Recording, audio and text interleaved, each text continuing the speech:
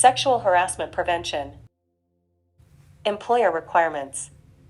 Every employer with employees working in the state of Illinois is required to provide all employees with annual sexual harassment prevention training that complies with Section 2-109 of the Illinois Human Rights Act.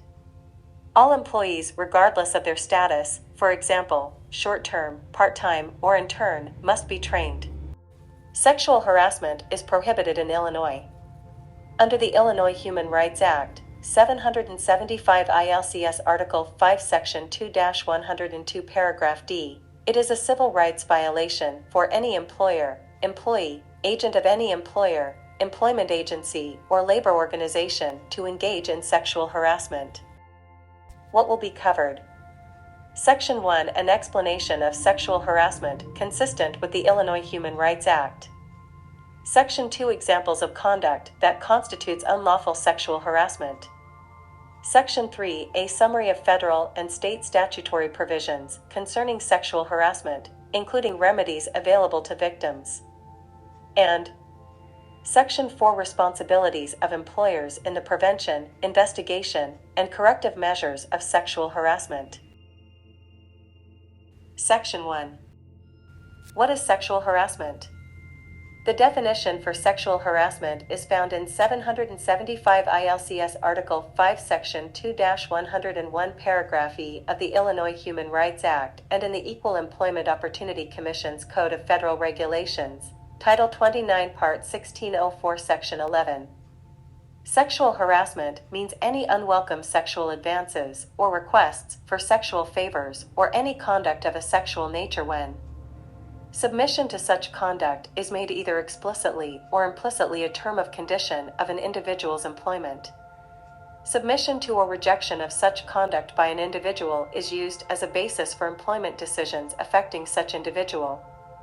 Such conduct has the purpose or effect of substantially interfering with an individual's work performance or creating an intimidating, hostile, or offensive working environment.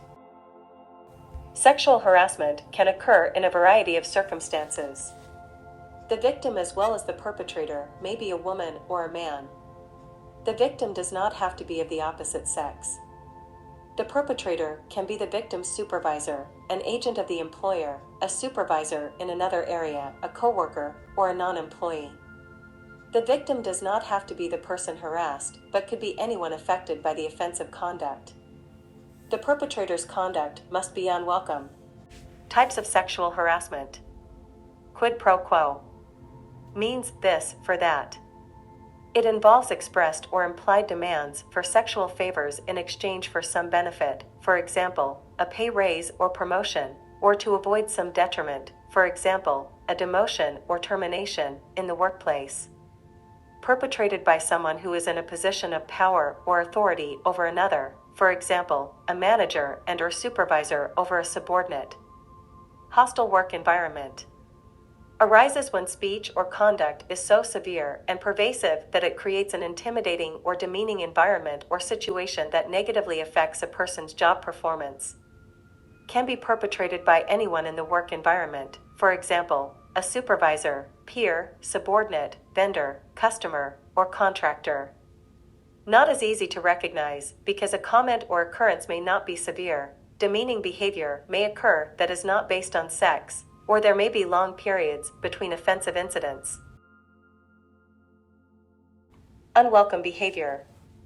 Sexual conduct can become sexual harassment when the behavior is unwelcome. Behavior is unwelcome in the sense that the victim did not invite or solicit it, or in the sense that the victim regards the conduct as offensive and undesirable. What was once considered welcome behavior, for example, consensual joking, can become unwelcome behavior. Consent can be revoked at any time. If someone tells the perpetrator to stop the behavior, it must stop. It does not matter if the person originally initiated the behavior first or was okay with it previously. Once consent has been revoked, the behavior is now unwelcome. Working environment. An employee's working environment is not limited to the physical location where the employee is assigned. A working environment can extend to other work sites, including off-site, mobile or moving work sites or locations. Examples of working environments include the courthouse for a lawyer, an off-site event for a caterer, an employee's home if the employee does remote work. Gender identity and sexual orientation. Someone can be a victim of sexual harassment regardless of their gender identity or the gender identity of the perpetrator. Someone can be a victim of sexual harassment regardless of their sexual orientation or the sexual orientation of the perpetrator. Victims of sexual harassment. The Illinois Human Rights Act protects employees and non-employees from sexual harassment. Employees include coworkers, supervisors, and/or managers. Non-employees include persons who are not employees but are directly performing services for an employer, such as contractors or consultants, independent contractors, or gig workers. Victims of sexual harassment are not just the target of the sexual harassment, but can also be those who are bystanders or witnesses to the sexual harassment. The Illinois Human Rights Act protects customers and patrons from sexual harassment in places of public accommodation.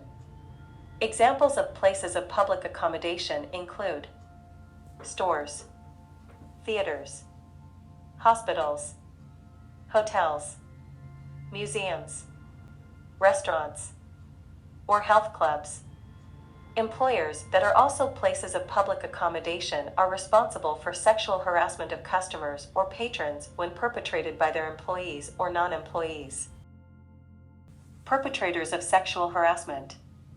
The Illinois Human Rights Act prohibits employees and non-employees from engaging in sexual harassment. Employers are responsible for sexual harassment perpetrated by their employees and non-employees against other employees, other non-employees, customers, and patrons. The Illinois Human Rights Act prohibits sexual harassment of employees and non-employees by customers, patrons, or third parties. Employers are responsible for sexual harassment of their employees and non-employees by customers, patrons, or third parties such as sales representatives, vendors, and/or delivery people. Section 2. What are examples of inappropriate conduct? Sexual harassment includes unwelcome conduct of a sexual nature, such as sexual advances or requests for sexual favors. Examples include, but are not limited to, pressuring for sexual favors or to go on dates, deliberate touching of another person, massaging neck, shoulders, etc., sexual looks, gestures, whistling at someone, kissing sounds, howling, or smacking lips, sending or requesting letters, phone calls, emails, texts, or other materials of a sexual nature, cornering, stalking, following, or badgering another person, sexual teasing, jokes, remarks, or questions, referring to another as a hunk, doll, babe, honey, etc., turning work discussions to sexual topics, asking about sexual fantasies, preferences, or history, telling lies or spreading rumors about a person's sex life, sexual comments about a person's clothing, body, or looks, sexual comments, innuendos, or stories, sexual harassment in online environments. Conduct online and through the use of social media can constitute sexual harassment even if it occurs off the clock, off-site, or even out of state. Online sexual harassment includes using any method of communication to send messages of a sexual nature, for example, email, texts, online comments, social media posts or comments, blogs, etc. Off-duty sexual harassment can spill into the workplace, and your employer has an obligation to address it in order to ensure the safety of their employees. Section 3. What can I do? If you experience, witness, or become aware of unwelcome sexual conduct, know that you have the right to tell the person to stop. If you ask the behavior to stop, the initiating and/or participating people must stop the unwelcome behaviors. If the behavior continues or the people retaliate against you, they can be found in violation of the law by engaging in sexual harassment or retaliation. You have the right to report sexual harassment. People who report sexual harassment or participate in investigations are protected from retaliation. Reporting sexual harassment. There are several methods that you can use to report sexual harassment. These methods include: report the incident to your employer. Call the State of Illinois Sexual Harassment and Discrimination Helpline. File a charge with the Illinois Department of Human Rights. File a charge with the U.S. Equal Employment Opportunity Commission.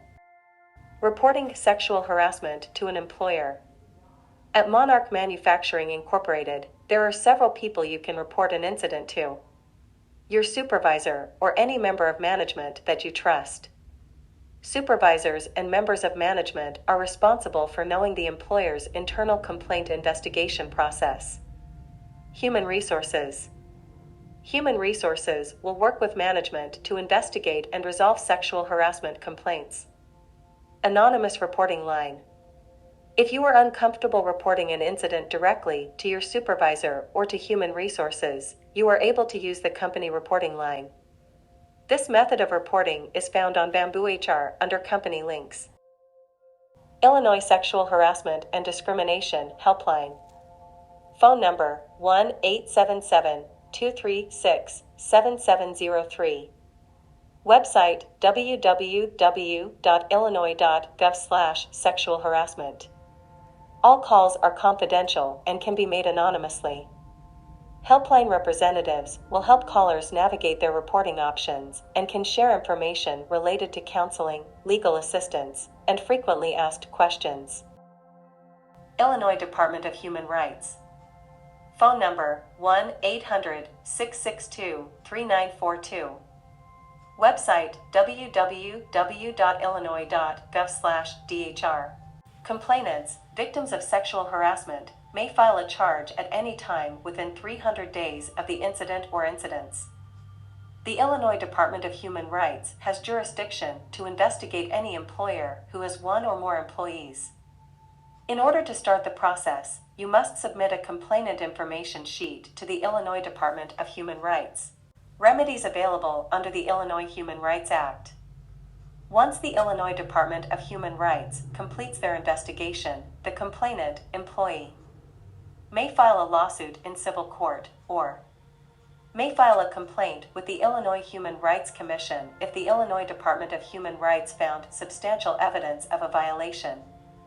Complainants who prevail in court may receive an order awarding remedies allowed by the Illinois Human Rights Act in order to make the complainant whole. Remedies may include back pay, lost benefits, clearing of a personnel file, damages, hiring, promotion, reinstatement of position, front pay where reinstatement is not possible, and attorney's fees and/or costs. U.S. Equal Employment Opportunity Commission. Phone numbers 1-800-669-4000, 1-800-669-6820, teletypewriter for deaf and/or hard of hearing callers only, 1-844-234-5122, American Sign Language video phone for deaf and/or hard of hearing callers only. Website www.eoc.gov. Complainants, victims of sexual harassment, may file a charge at any time within 300 days of the incident or incidents. The Equal Employment Opportunity Commission has jurisdiction to investigate any employer who has 15 or more employees. In order to start the process, you must call the Equal Employment Opportunity Commission or visit their website. Remedies available under Title VII of the Civil Rights Act of 1964. Once the Equal Employment Opportunity Commission completes their investigation, the complainant employee may file a lawsuit in federal court, or the Equal Employment Opportunity Commission may help parties reach a settlement through an informal process called conciliation if the Equal Employment Opportunity Commission finds reasonable cause to believe discrimination occurred. Complainants who prevail in court may receive an order awarding remedies allowed by the Title VII in order to make the complainant whole. Remedies may include back pay, lost benefits, clearing of a personnel file, damages, hiring, promotion, reinstatement of position, front pay where reinstatement is not possible, and attorney's fees and/or costs. Section 4. Is my employer responsible for sexual harassment? Yes. Employers are responsible for sexual harassment in two ways. Supervisor and/or manager harassment. Employers are strictly liable for sexual harassment perpetrated by its members of management regardless of whether the employer knew of the harassment. Coworker and non-employee harassment. Employers are liable for sexual harassment perpetrated by an employee, coworker, or non-employees only if the employer knew or reasonably should have known of the harassment and failed to take prompt corrective action. Employer responsibilities. Employers are responsible for the following actions: prevention of sexual harassment in their workplaces, investigation of incidents of sexual harassment in their workplaces, and correct the incidents of sexual harassment in their workplaces. Prevention. It is an employer's responsibility to develop, implement, and regularly communicate the company's sexual harassment policy. Provide training for managers and/or supervisors and employees on sexual harassment prevention. Communicate methods of reporting incidents of sexual harassment or conduct of a sexual nature. Train managers and/or supervisors to monitor their work environment to ensure a safe and harassment-free workplace. Train managers and/or supervisors to lead by example and model appropriate conduct. Conduct a sexual harassment climate check throughout the year. Investigation. It is an employer's responsibility to respond to a complaint of sexual harassment immediately and initiate an investigation.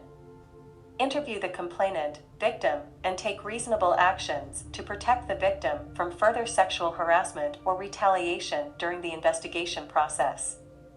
Interview all relevant witnesses. Interview the alleged perpetrator of the sexual harassment. Take corrective action as appropriate. Document all results and outcomes of the investigation and maintain as part of the employee personnel file. Corrective measures. It is an employer's responsibility to take appropriate corrective disciplinary action following the company's sexual harassment policy or other policies which may have been violated.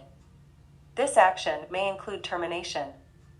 In a situation where the conduct in question did not rise to the level of sexual harassment or a violation of policy but may be considered grooming behavior or cause for concern, the employer should consider counseling, training, and closer supervision of the employee. Take action to reduce the likelihood of future sexual harassment incidents by updating policies, provide supplemental or tailored sexual harassment training, or restructuring the working environment or reporting relationships. Follow up with the complainant, victim, at regular intervals to ensure that they and the workplace remains free from sexual harassment or retaliation. Thank you for completing the sexual harassment prevention training. Please go to your instructor to receive your certification.